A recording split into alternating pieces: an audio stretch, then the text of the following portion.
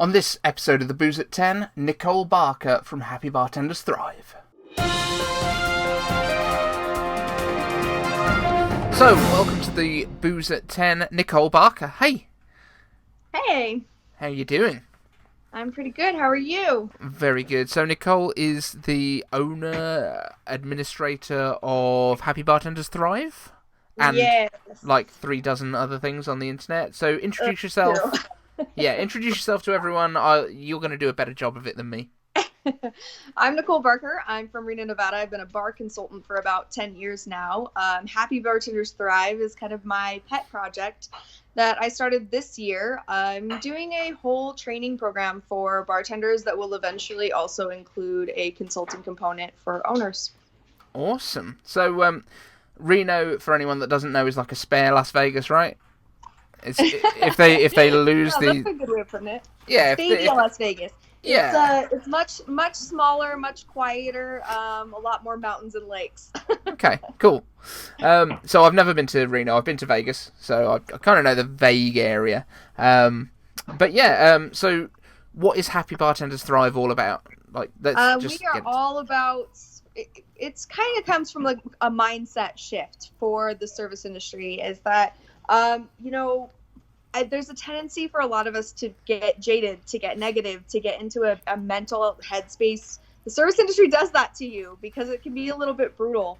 The whole premise is that we train well-rounded bartenders who it's not just about how great you make cocktails or how much product knowledge you have. It's more about how you feel about your life and creating longevity within the industry so that you can really be happy and fulfilled in this career, rather than using it as a stepping stone to get somewhere else or as something that you get stuck in. Want people to be happy and proud to be part of the service industry. Absolutely, and I mean, I've been a part of it for 20 years now. I've moved on from being behind the stick in most of the time to being wholesale side of things, so I work as a brand ambassador now, and it's a weird kind of thing. I think I've pretty much filled most roles in the industry now, so I've been, I've cleaned nightclubs, I've been a glass collector, I've been a barback, bartender, manager, trainer, pretty much everything, drinks development, the absolute works, and I'm guessing you've had a pretty similar kind of thing where you've done a bit of everything. Yeah, absolutely. I mean, I started as a hostess when I was 15, and much to my mother's dismay, I didn't go to law school like I was supposed to. I got behind the bar and I fell in love with it, and I never really wanted to do anything else. I loved it from day one, and so you kind of go through all the things where you serve and you do management for a while, you do the grunt work, and for me, this was kind of a natural next progression for it, is to move into consulting because I really care about the analytics. I'm kind of a nerd that way. I care about the analytics. I care about training programs, menu development, program development, all became like passionate things that I really cared about. So consulting was an easy step in. And then this is just consulting on a very wide scale. With Happy Bartenders Thrive, it's not just like working with one program, it's working with programs across the world, which is really exciting for me to be able to segue into the online platform and be able to help so many more people. Absolutely, and like the online stuff is massive. So yeah, with the online stuff, obviously I've done a lot of kind of personal branding type stuff and work on Gary V's group and things like that, which is all great fun. And at this time, like with everyone locked down, nobody's out and about in bars. This is kind of all we've got right now. So yeah. Even for bartenders, it's not a bad place to be. No, absolutely. I mean, definitely for bartenders that have never kind of taken a step into the online stuff, make drinks, like film it, throw it up on your Facebook group. You're not going to get less people interested in you than you have right now. So yeah, it's absolutely the way to keep kind of connected with your guests and that kind of thing as well. Have you got anything in particular that you found is working well for people to connect with their guests while their guests can't come in? It's kind of funny because this, social media is something that like I've been training bartenders on since there was social media, because we're just that old now. But it's interesting, the ones who listened to the training back in the day are doing so well with it now, and then people that kind of were resistant to being online, resistant to social media. I'm not going to have a Facebook. This has been an interesting transition for them to kind of like be behind that curve. I'm thankful to be on the front end of that curve. I'm working with a couple different companies to kind of facilitate and help bartenders right now. We've been working with brands. I've been working with Service Industry Tips, which I'm like the local admin here in Reno. It's just a tipping software where, kind of our regulars and our customers can just tip a random bartender that's local. And I've been having a lot of success with my group. I have a local like cocktail enthusiast group in Reno, and it's like 700 members, nothing crazy. It's, small and kind of small town stuff, but people love it. People love being able to interact. And so I've just kind of been including rather than cocktail videos, which I think, it's saturated. Everybody's doing a cocktail video. I talk to my customers. I talk to my old regulars. Like, I kind of create banter chains, and me behind the bar was pretty aggressive and pretty lively, to say the least. So they miss that. They miss the social interaction. Everybody's stuck at home right now. So rather than inundating them with cocktail videos, when most of my regulars are beer and shot guys, like I banter. I get on there and kind of create a thread. Last night I posted something that was like, show me your liquor cabinet, and they like showed me their liquor cabinet, and I kind of talked a little smack about their selections and put them down a little bit, because they miss it. They miss the exchange, and social media is so great for that, because you can really still emulate the things that you did behind the bar to make sure that your guests loved you. You can still do that right now, because the fact of the matter is you can drink a Jack of Coke at home. It doesn't matter. People don't go to a bar for a drink. They go to a bar for an experience. Yeah, absolutely. And this is something we've been saying for years and years and years. People can go home and like grab a 6-pack and just sit in front of the TV. That's not a problem. That's not an issue. I mean, we've got a lot of bars here in the UK that are kind of cocktail focused, that are actually still doing home deliveries. So they're kind of pre-batching cocktails, and they're delivering them, or they are having like an hour a day that people can come and collect. So that there's a lot of that going on in sort of specialist cocktail bars. But your regular pubs, the ones that had kind of, because we have cask ale over here, which is completely different to anything you have in America. So it's basically cask conditioned, so it's still alive in equivalent of a keg, but it's not pressurized or anything, so it's like a hand pulled thing. It's got the yeast in there and everything, so it kind of develops while it's in there. And there's a lot of bars that anything they had already open, they were still selling, and that people were bringing milk containers to be filled and all sorts of stuff. But yeah, everyone's kind of trying to do what they can. We've got pub quizzes are still going on over here a lot, so everyone's doing live stream pub quizzes, and then whoever wins it, because the prize is always like a pitcher of beer or two, they're just delivering it to the house. So it's crazy. It's interesting. It's interesting to see how everything is going, and I know it's something that's scary, and the transition is hard, because nobody really knows what to do, and we don't know how long this is going to last. But it's very inspiring to see people take charge of it and come up with creative solutions, because that's what we've got, and learning how to monetize online platforms, like, that's a skill set that I'm glad I picked up. Absolutely. At this point, because, it's tough to learn in the middle of it when everybody else is trying to scramble right now. It's really inspiring to see people develop to-go programs, immediately, jump on board and start, streaming stuff. I love watching it. I mean, obviously better circumstances, but it's great to see people's minds fully at work right now. Yeah, absolutely. And I've actually had like brand ambassadors for some of the really big companies like came to me to be like, how do I make videos at home? I'm like, okay, what have you got? What's in your house? So tomorrow's podcast as well, we're going to be talking about how to edit stuff, which is completely like beyond most people in terms of this stuff, but we've got some free editing software we're going to talk about. How do you introduce yourself to new people? Just as Nicole Barker. I don't do the title thing. Cool. No, I have too many hats. Too many hats. Exactly. So some people, they go for one hat first, some people go for other stuff. But yeah, if you're just Nicole, and then see how things go. Yeah?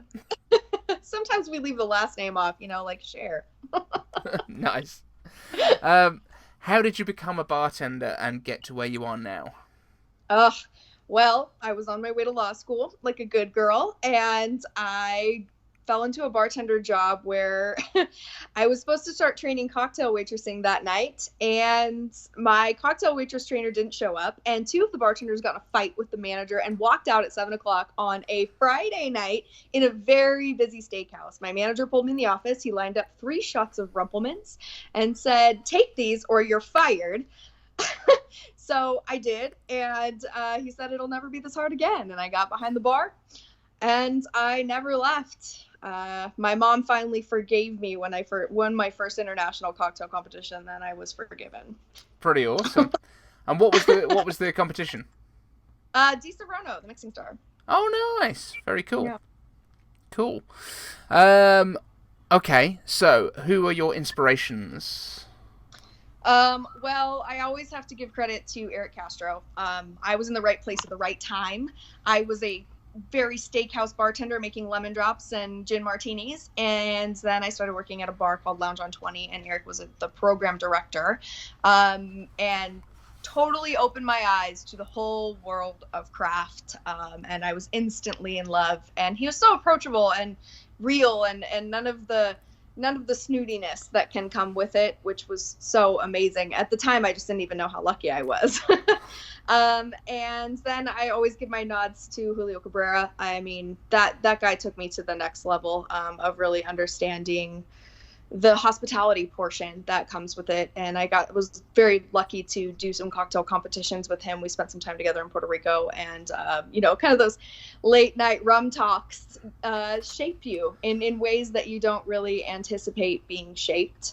One of my very esteemed colleagues, Vince LaForme, he's in Sacramento, and we kind of grew up together in the industry, and having somebody that pushes you to get better, and you kind of do this and neck and neck up through the chain together. He's somebody that we always kind of tell people that the other person trained the other one. I'm always like, Vince trained me, and he's like, Nicole trained me. So no one ever really knows the true story. Oh, cool, man. Awesome. Right, next one. Number 1 tip for new bartenders. Ugh, you have to love it. If you don't love it, just get out now. You have to love it. Hospitality is a brutal industry because it's passion, and if you don't have the passion for the people, it doesn't matter how good your drinks are, because if no one wants to sit at your bar, you'll never make any money doing it. Cool. Like it a lot. You walk into a new bar, what do you order first? I'm gonna be a little cliche on this, and I always order a daiquiri. I mean, every time I order a daiquiri, because this is my assessment point to know if I'm going to switch over to high life after that, or if I'm going to try something a little bit more complicated. But if you can't pull off a basic daiquiri, I don't want anything else you're making. Cool. Exactly. Yeah, there's a lot of people go to that one. If you could sit at any bar in the world, which one would it be? Oh, that one's hard. But, I would love to be able to go to Employees Only in Singapore and just check that one out. Yeah? I mean, I've been to New York, and it's a phenomenal experience. So I'd like to check out the other locations just in general. Yeah, I've done New York as well, but not Singapore. Cool. If you could only drink one cocktail for the rest of your life, what would it be? I hate thinking about that. It's a very sad time. It's a very sad story. One cocktail forever. I'm gonna sit with this and say Manhattan. Like, Manhattan was like back when I was a kid, kind of drinking. I know, very strange, very strange. But the first bar that I worked in, my owner, like, he drank Manhattans, and so we kind of all drink Manhattans with him. And so I think it just, the nostalgia of being 21. Do I get to swap out vermouths, or am I stuck with the same one? No, one vermouth. You have to do it. Weird story. The worst Manhattan I've ever had was in Manhattan. I'm not even surprised at all. It was shaken for starters. Yeah. Yeah. And the bar was called Manhattan's, I think. That makes it terrible. I was on my honeymoon. It ruined my day. Cool. So, is there anything else you would like to cover? Where can people find you online? All that stuff. If you're a bartender, come join the Happy Bartenders Thrive group. It's kind of a different angle on things, and we have a little fun in there, and we're getting ready to do our training program when all of this kind of lifts. But yeah, that's where you can find me. And one thing that I kind of I've stolen your thunder a little bit because we're doing a superhero drink for everyone, and I already did Wonder Woman, which was your request. So, do you have any other favourite superheroes? Well, I have to tell you that I did the Wonder Woman thing because I have just started a course launch training program for women in social media. I'm kind of teaching them how to acquire clients in different professions. And so my other group is the Wonder Woman group. So she's going to be my diehard, I'm not changing Awesome, superhero. okay. So thanks for that. We'll The vanilla daiquiri. Yeah. Cool. No problems at all. Well, I'll come up with another drink then for today's show, but I'll probably base it around the Manhattan as your favourite drink. Please. Awesome. Well, thank you, Nicole, so much for joining me. Real pleasure to have you on here. And yeah, hit us up with your social media handles so people can find you. Oh, I'm at. Oh my God, I don't even remember. I'm at Nicole Cherie, that's CHERIE, 27 on Instagram. And I don't do the Twitter thing. I'll come and follow you. No problems. Thanks so much, Nicole. Thank you for joining us. Yeah, it's nice to see you. Thank you. So, superhero drinks time, and because Nicole's favourite cocktail is the Manhattan, we are doing a variation on that. We're going to do a black Manhattan, and we're going to theme this for Captain Marvel. Captain Marvel, actually in the comics, had a bit of a drinking problem at certain times, was a recovering alcoholic for a little while. This is a brilliant cocktail. It's such a bartender favourite, I think, but I don't think a huge number of bartenders have actually tried it. So we take the regular Manhattan, throw out the vermouth, and in we put Fernet Branca or another Amaro. Actually, I would probably go with Amaro Montenegro. Big fan of Amaro Montenegro. It's got that kind of rose base to it, so it's got that sort of almost Turkish delight kind of note to it, which I really enjoy. So we're going to go 2 ounces of Rye Whiskey. We're going to go at 1 ounce of Amaro Montenegro. And then we're going to go with a couple of dashes of orange bitters and stir that straight up in a coupe glass, nice and chilled, with a Luxardo cherry to garnish. And I think that is going to do it for our drink for today. If you try it, let me know what you think. Anyway, thank you for joining me on this Booze at 10. We will be back again tomorrow with details on editing your videos that you're doing for your bar or videos that you're doing to build your personal brand as a bartender. We'll see you then.